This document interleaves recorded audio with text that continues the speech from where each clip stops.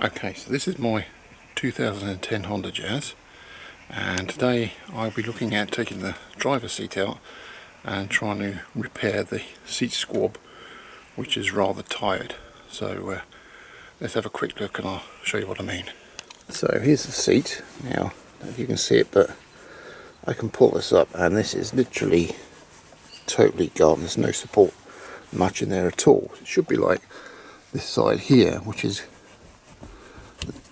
got quite a bit of support, and also here they're starting to come through threadbare here, so we want to try and pinch that up if we can. So this is actually held on by bolts at the front over there, so we're going to get the plastic clips off and also on the back. But the first job is to pop the bonnet, boing, and disconnect the battery, because we have airbags. I'm not sure if there's one in there. Yes, there's side airbag there, so we need to let that electric drain down from there before we can even make a start on that.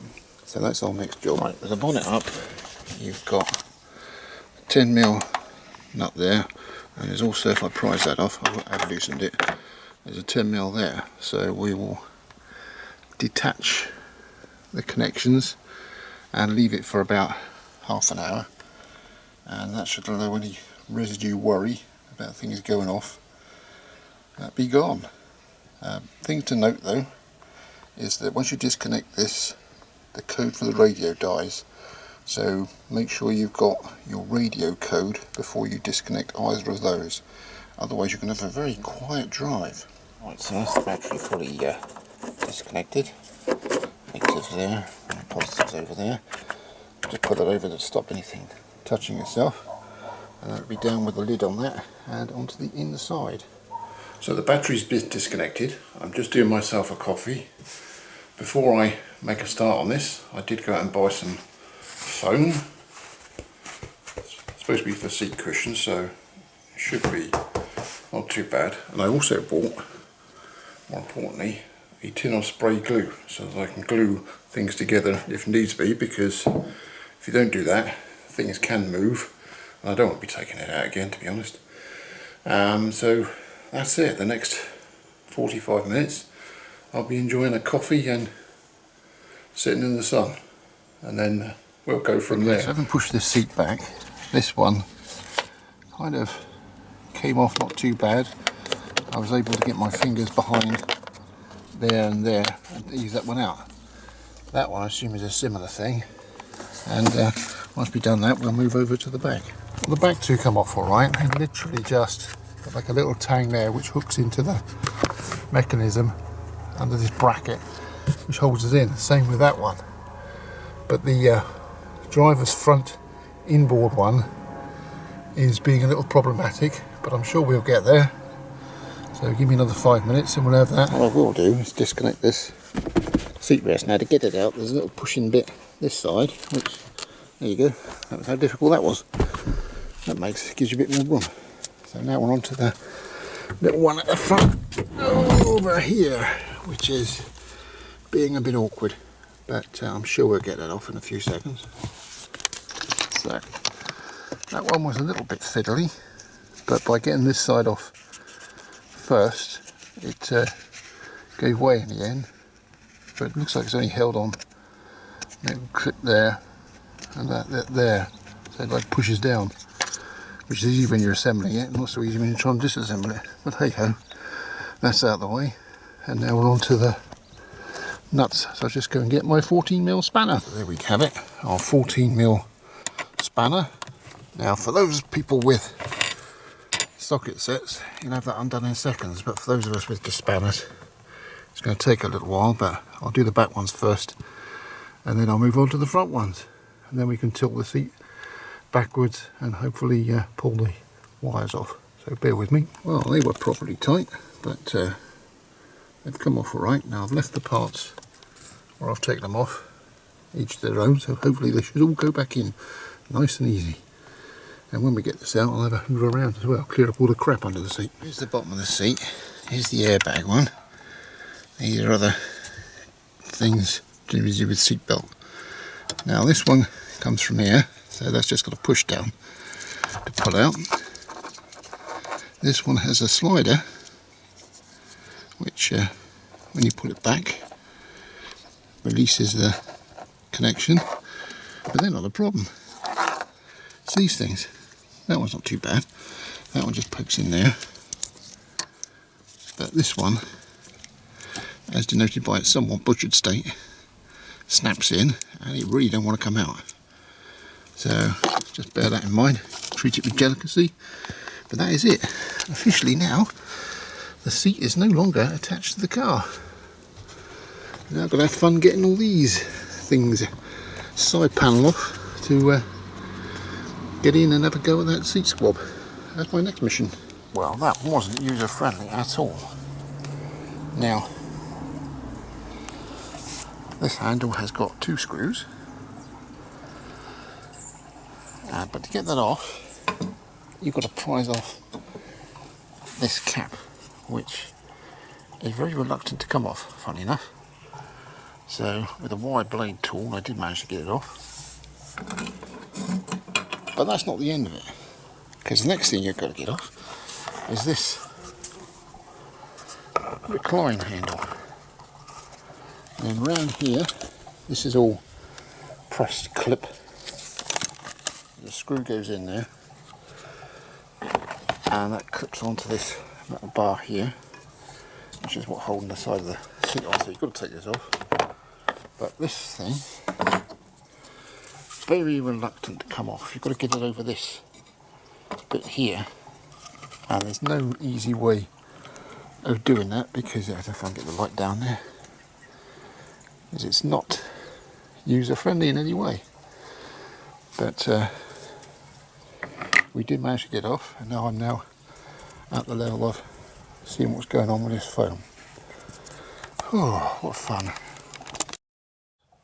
So having prized back these variety of plastic clips holding the seat cover on, it's kind of like glued, but if we look at this side we can see it's got definite shape to it, with a flat bit over the top and it curves down. It's quite firm, whereas this side is just, yeah, there's just nothing there, it's just given up the ghost. So I'll have to try and slice the top of this off and replace it with some of the foam I've got inside, try and reform it a bit and see how we crack on.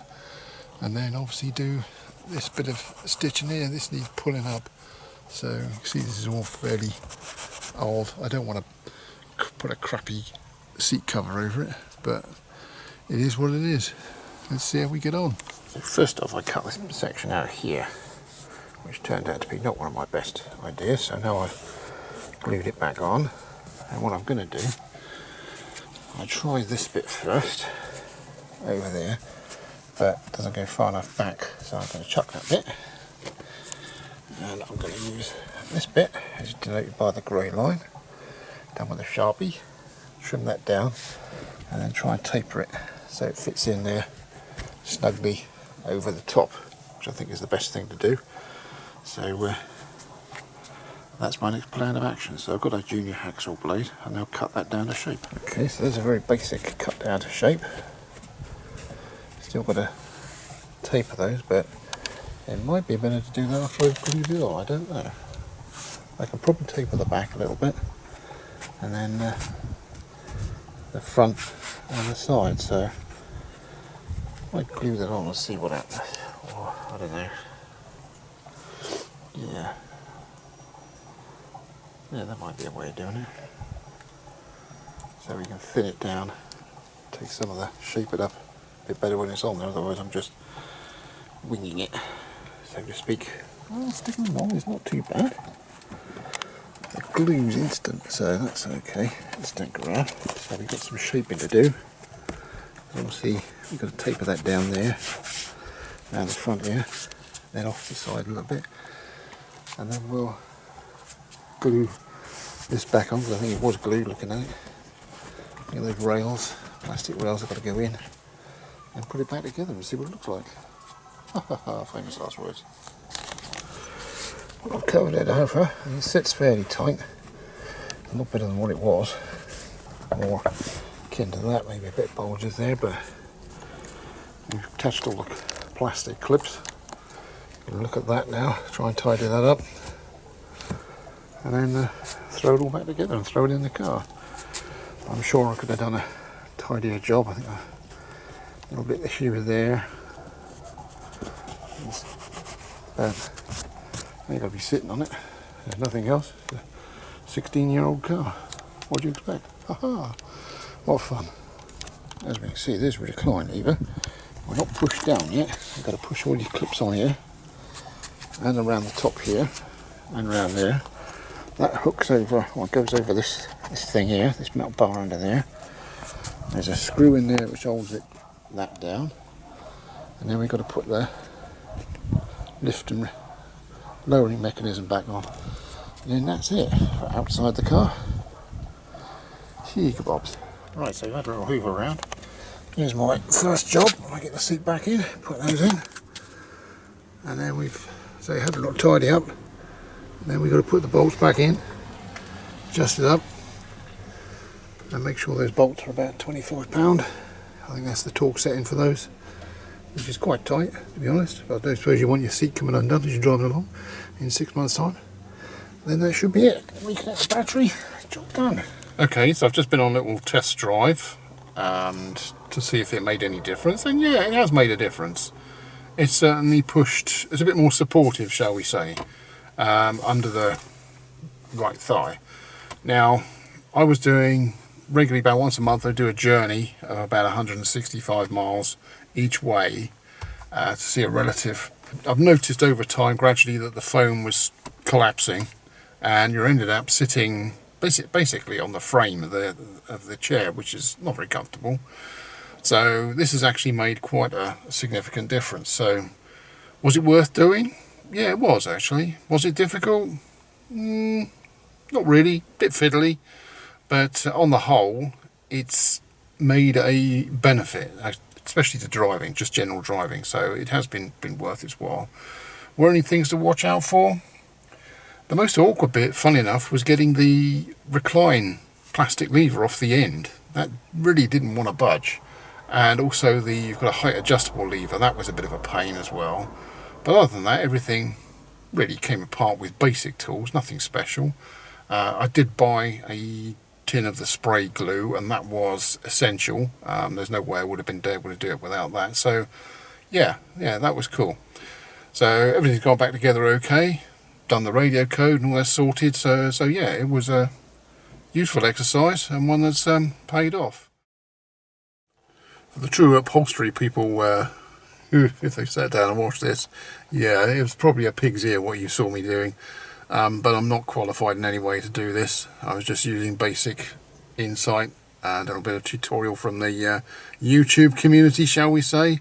And yeah, it's paid off. So I certainly wouldn't call myself an upholsterer in any way, shape or form, as is clearly evident from the video. But other than that, I'm back on the road. Happy days.